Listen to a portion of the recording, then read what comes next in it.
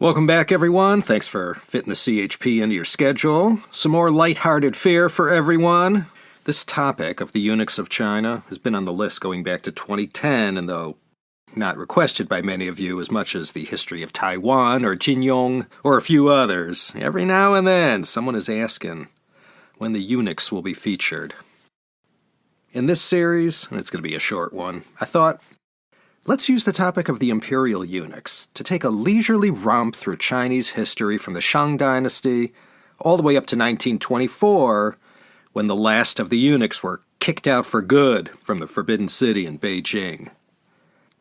Besides the big three eras when eunuchs made a generous contribution to the demise of the dynasty, namely in the Han, Tang, and Ming, I'll trace their rise and fall throughout Chinese history. And we'll also take a peek at the lives of the 10 or 15 of the most notorious of China's eunuchs who ruined the reputation of all the hundreds of thousands of others who served the emperor and empresses throughout the dynasties. Eunuch is the Greek for bed, and okos means to have or hold or to guard. To guard the bedchambers. Only a castrated or emasculated man could be trusted to guard the king's harem. Without that ability to procreate, the monarch could sleep well each night, knowing his harem was protected and the royal bloodline would not get fouled by anyone. And all things considered, it would be difficult, if not impossible, for a eunuch to aspire to form his own dynasty. Eunuchs worked for the king. They served the state through their service to the king or emperor or sultan, the ruler who lived in the imperial palace. The eunuch only answered to him. He did not take orders from anyone else. And though their original intention was to guard the emperor's women, eunuchs would also serve as military leaders, envoys, and governors, and in other roles that didn't involve the goings-on in the royal palace. Only the king or emperor could keep eunuchs on their payroll. Them and them alone. It was a sign of their power, and they used their eunuchs to project this power. Aristocrats? They had slaves or servants, but not eunuchs. By sacrificing their sexual organs, eunuchs gave up their ability to impregnate a woman and could not carry on the family line. Their branch of the patrilineal line was terminated. The act of emasculation also brought some degree of shame on his family as well. They would call these eunuchs and their sacrifice chujia. It means he who leaves the family. He's cast out and can never return home. This term was also applied to monks as well. When you chose the castration route, along with your severed sexual organs, you severed ties with your family and walked away from your most basic filial responsibilities. No small matter in Chinese culture. And with all these bonds severed, the eunuch would serve his ruler selflessly with no familial strings attached. He belonged to the monarch and served him and his family without any of the complications or demands that family might bring. The ruler became his family, in a manner of speaking, and the way it worked in the imperial palace, sometimes the eunuchs could be counted on and considered more trustworthy than his own blood relatives. Their daily political survival and their fate within the palace system rested solely in the hands of the emperor. They were dependent on him for whatever power or authority they exercised.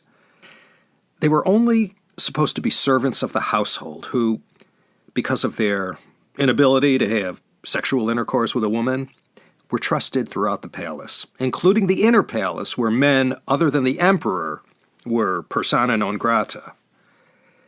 They had an often ferocious duel to the death with their greatest nemesis, the scholarly Confucian officials from the outer palace who ran the bureaucracy of the state.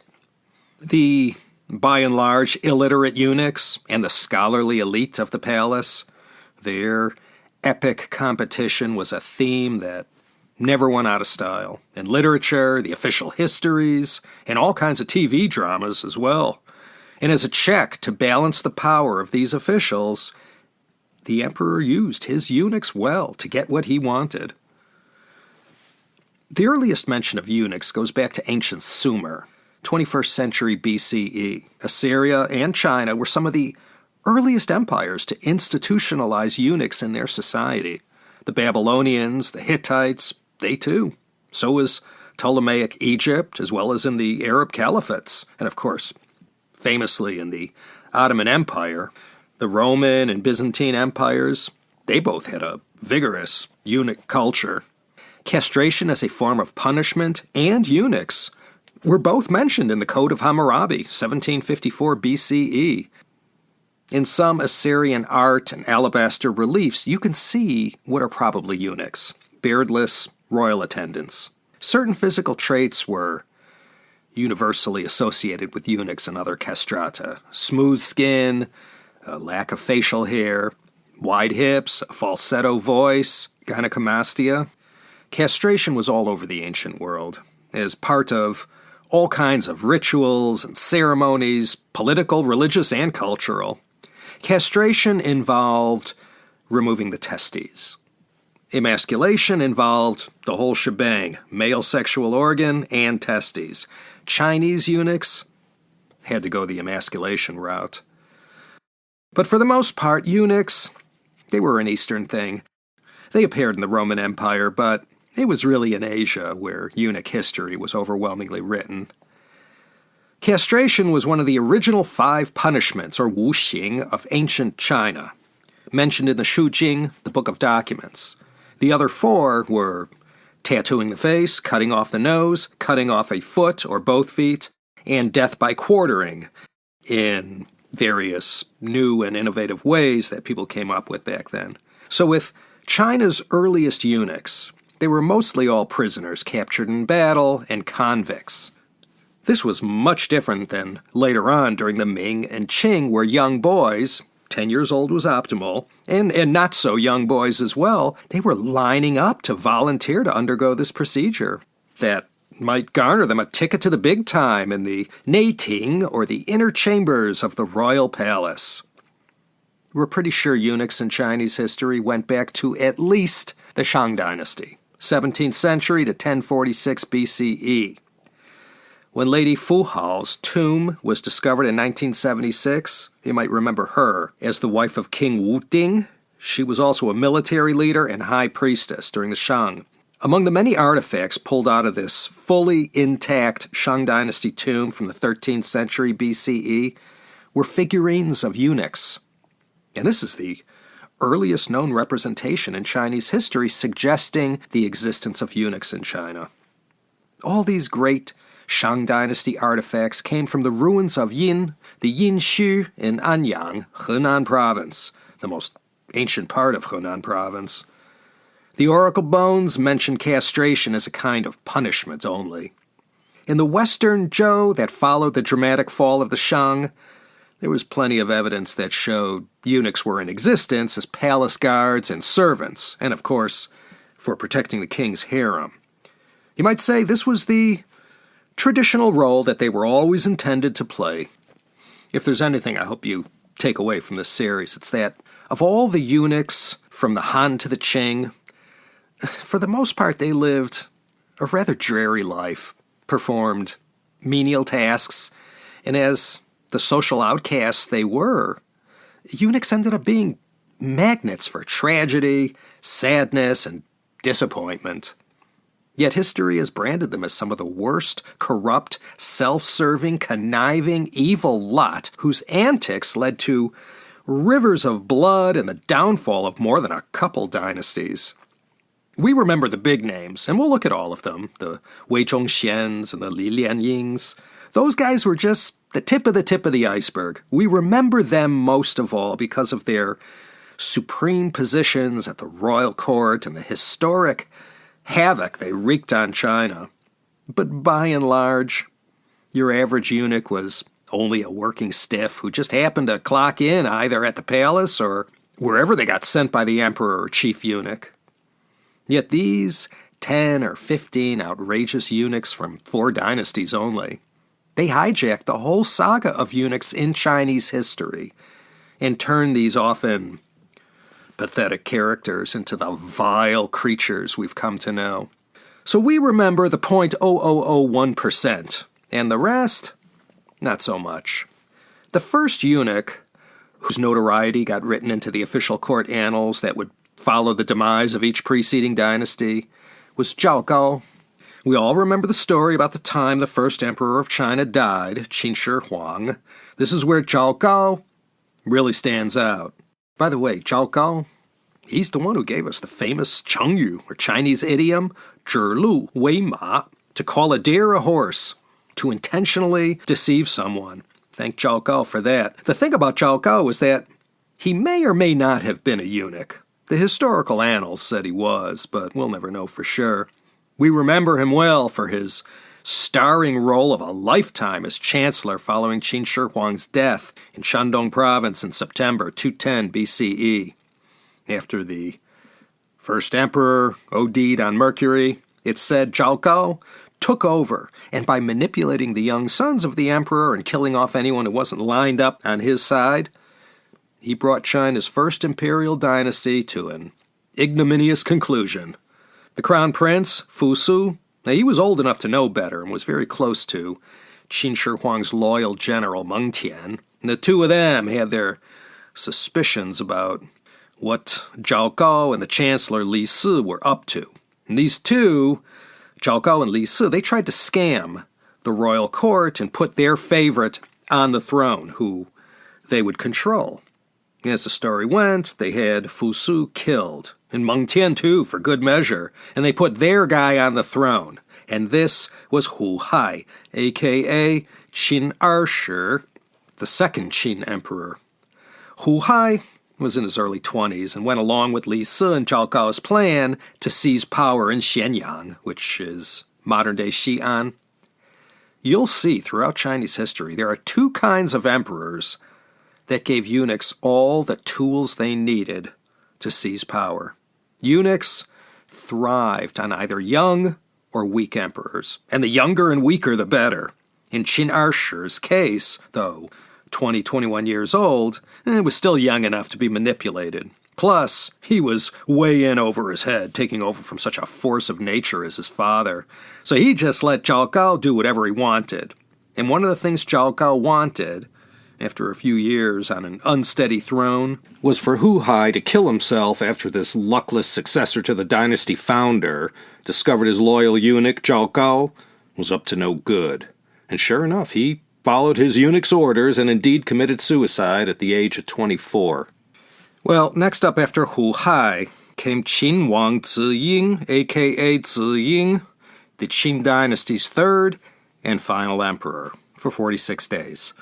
He was the one who finally had Zhao Gao bumped off after 3 years of palace intrigue. And once Zhao Gao was done in, this mysterious person, Ziying, who historians are still trying to figure out who he was and his relation to the first Qin emperor, he surrendered to Liu Bang, who then went on to found the Han Dynasty.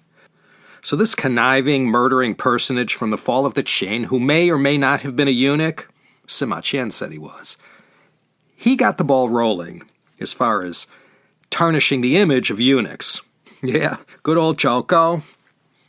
You know, the whole story of the final years of the Qin are so filled with mystery and hearsay. Who's to know what actually happened as far as the story of Zhao Gao and this whole escapade lasting from 210 to 207 BCE. I suppose the stories of eunuchs that many of us are already familiar with concern all the events that happened at the end of the Eastern Han, Tang, and Ming, three of China's greatest dynasties. Eunuchs were like the midwives who assisted in the demolition of the dynasty. And certain events from those times we remember, times when eunuchs were able to gain control of the levers of power and in each case drove the dynasty into the ground. Let's look at the Han Dynasty first. As I mentioned, eunuchs have been around since the Shang Dynasty, China's oldest dynasty for which there is a written record of its existence. But it was the Han, or more specifically the Eastern or later Han, that eunuchs perpetrated such an outrageous caper that it brought down the dynasty, which was already cruising for a bruising for a long time anyway. And from this ignominious foundation, the repute of China's eunuchs, particularly how they were portrayed in the official histories, went nowhere but down. That was another thing. The ones who wrote all the official histories, there's 24 of them, the Arshas shirt, these were all written by Confucian scholars, and as I said, there was no love lost between the eunuchs and the Confucianists. These scholars were never going to portray them in a complimentary light. If you had to peg the time when eunuchs transformed from guardians of the harem, the king or the emperor and his entire inner court, into participants in the political process with decision-making authority and access to the palace treasury, that'd probably have to be when Han Huandi was ruling, Emperor Huan of Han, 146 to 168 CE. He's the guy who let them in the back door. I already mentioned the eunuchs loved young emperors. The younger the better, children if necessary, and an infant was perfect. And if you couldn't get that, at least get a dim-witted one. The first great eunuch disturbance that warranted its own miniseries happened around the midpoint of the 2nd century CE.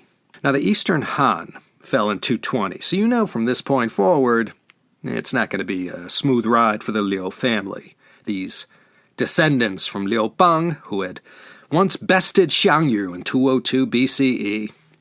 Yeah, the Han Dynasty had had quite a glorious run up till now. Well, there was the whole Wang Mang thing, but that happened in the Tang as well, right? The eunuchs had played no small role in Wang Mang's power grab, so we know certainly by then they were doing more than just guarding the harem.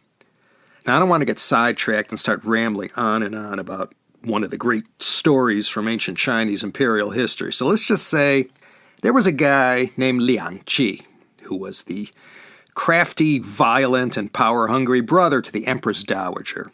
She was okay, but he was quite a scoundrel and plunged the government and the Han Dynasty into a political crisis. Liang Qi ruled with a heavy hand during the reigns of Emperors Shun, Chong, and Zhi. Prior to Emperor Shun was his father, Emperor An, and from An to Zhi, 106 to 146 CE, you had one long carnival of weak and incompetent emperors. That's all it takes. By Xuandi, eunuchs were already starting to consolidate some of their newfound gains, like the one in 135 that allowed them to adopt children who they could one day place in positions of power and act as their proxies.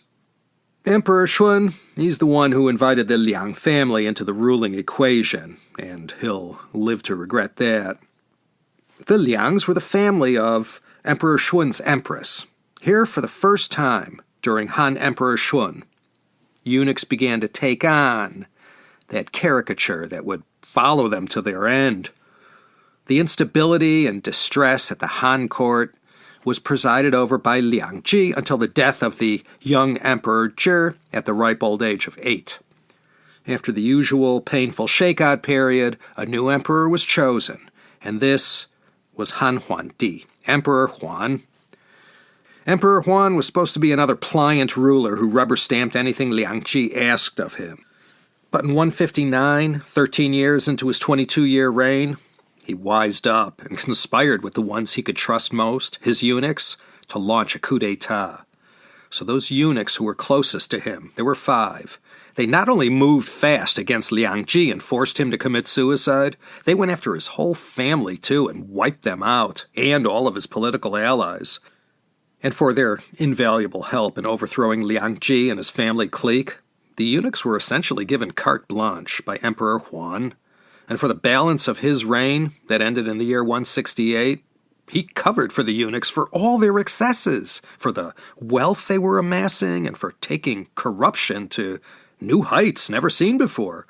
And when someone tapped the emperor on the shoulder and suggested he step in and curb these eunuch excesses, he sided with his eunuchs, and whoever it was that opened their mouth, they lived to regret that. The officials at court fought back. There was a battle royale for control of the government that saw a back-and-forth confrontation that led nowhere except down, a direction that had been trending since the beginning of the 2nd century. Finally, 168, Emperor Huan died, and the next one up, was Emperor Ling.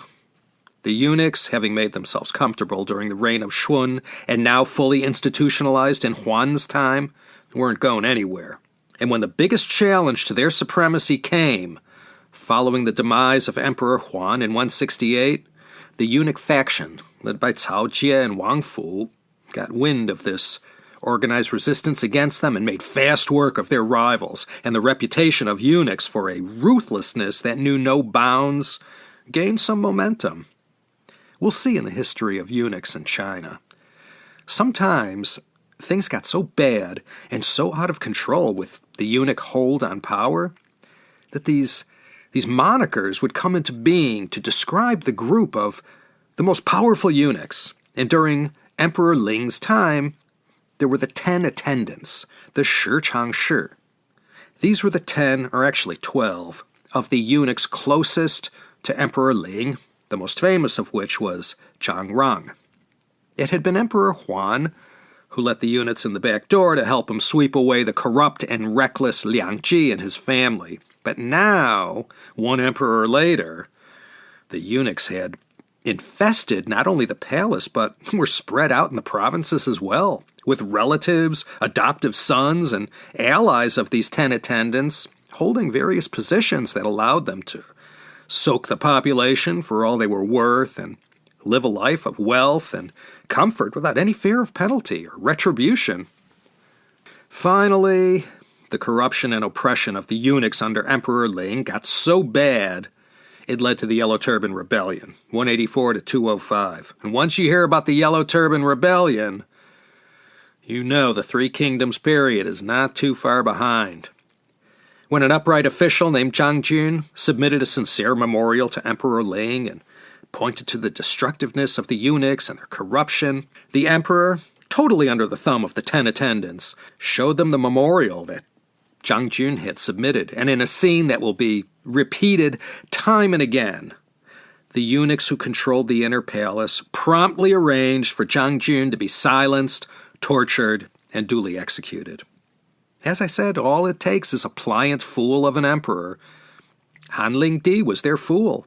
And as we make our way to the Qing, you'll see time and again, eunuchs were able to rise to the top positions of power thanks to their manipulation of some weak, muddle-headed, or child emperor. Emperor Ling was their dupe, and by the time he died, the eunuchs, led by these 10 attendants, had a hammerlock on the government and the palace, and they plundered the land and were ruthless with any organized opposition. And their little reign of terror lasted all the way up to the end of Han Ling Di, Emperor Ling, who died in May 189. No matter eunuchs, Confucian officials, Buddhists, or the Taoists, whenever the emperor, who may have been your champion, passed away or was killed, well, you never knew what was going to follow. So when Emperor Ling died, the eunuchs tried to get their prince on the throne, but that didn't work out as planned. The new Emperor Shao, an infant, as most all emperors with the name Shao are, well, he had strong backers. His mother, the Empress Dowager He, second empress consort to the deceased Emperor Ling, and she had a brother who served as the head of the military, and this was He Jin. Both of them were the regents for her son, Emperor Shao. And these two, Empress Dowager He and He Jin, they started plotting how to defang the eunuch faction, led by these 10 attendants. And just like Lord Varys in Game of Thrones, who always found out everyone's secrets, of course, these 10 attendants got wind of this, and in a scene that would be repeated over and over, rather than be stopped in their tracks, they'll get a little slap on the wrist and told to behave. But all the while, they had their knives out and plotted their revenge, which for the eunuchs was just an act of self-preservation. September 189, they had He Jin assassinated. He was decapitated and his severed head thrown over the palace walls where his followers were camped. And as the famous story goes, his closest officers, including Yuan Shao and Yuan Shu, they went in and carried out a mass slaughter of all eunuchs and whoever else got caught up in their net by mistake. And into all this violent turmoil and power vacuum stepped the warlord, Dongzhuo. And whenever you hear Dongzhuo's name, you know Cao Cao and the whole end of the Eastern Han Dynasty is imminent. And if there was ever a time to slip in the old proverbial bookmark, I'd say this is it.